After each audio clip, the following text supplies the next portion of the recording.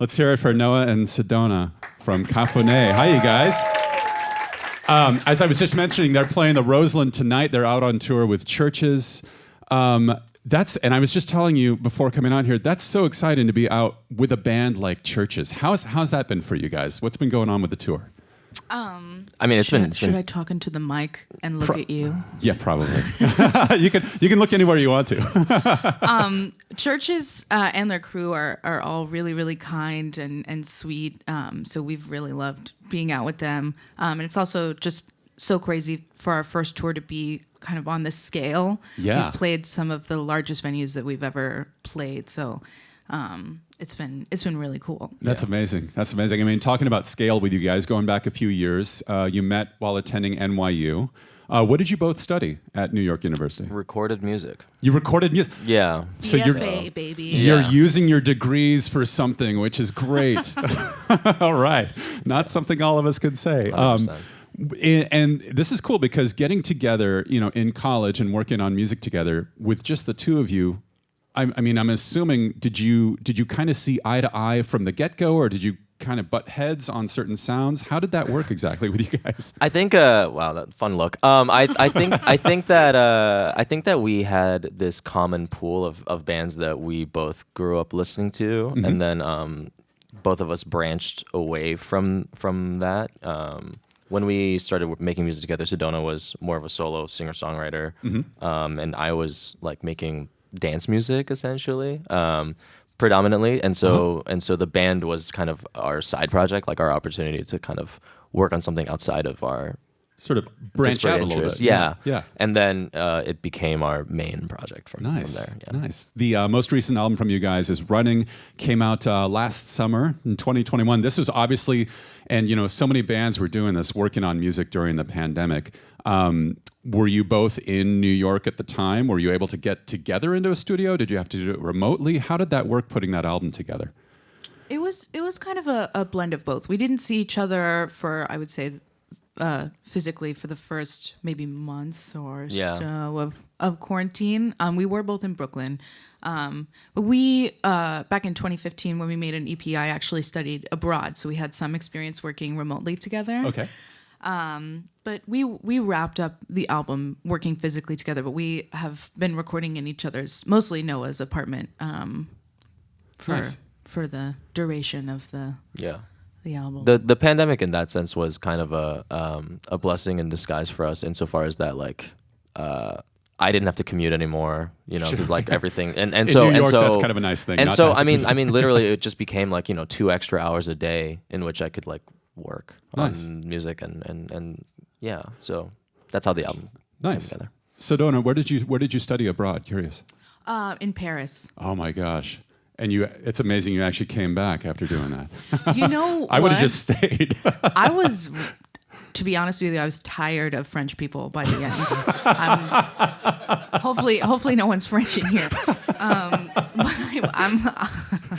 yeah. It's also hard to get veggies there. They eat a lot of meat in France. Lots of dairy, lots a lot of of bread. A lot delicious. Of But yeah, so if you're gluten-free and vegan, Paris not the place to be. Vegetarian, not a good place. Vegetarian, yeah, okay, Yeah. okay. Yeah. Lots of burgers. We know you guys probably best for the song Tech It, and this is cool because this is a song where, I mean, obviously it exploded on TikTok and people were making these sort of fan-made edited videos featuring a lot of anime and things like that with the song. When you guys saw that, did you say to yourselves, "Oh yeah, that's a great vision," or was it kind of like, "What the heck are people doing? We didn't think of this at all." Like, what did you guys think of all these videos? I thought it was nice. I'm not a big anime fan, but like I've seen enough shows, and so I kind of recognized some of the clips that people were putting together. Sure. I think at the core of it is that people really resonated with the song, and it reminded them of these fictional relationships that exist, and so they kind of just married the two on their own. And I think that that's like a very unique to TikTok sort of thing that happens. Absolutely. Is that people just like channel the things that they like, and they really just, it all comes together. No, I understand that you've written for music publications before as well. Yeah, that was my previous job as a music writer. So as a music, and this is interesting to me because as a music writer, and then of course creating your own music, is like is there some sort of underlying thought as you're writing something like, oh man, Jim Johnson from Pitchfork is going to hate this, or you know what I mean? Like, like how do you sort of approach it coming from a music writing background, if you will? I think my professional experience has kind of freed me from having to actually think about because I know how it works generally. Sure. I try not to think about it. I try much more to think about it in terms of just how it makes me feel in the moment when I'm writing it. Nice. Which it's hard to turn like the voice off in like the back of your head, obviously, but that's the same with anyone. So, you guys being from New York, and I love New York City. I've been there numerous times. My wife's from upstate New York, so it's like when we go back and visit family, we try to get into the city. And Brooklyn has changed a lot.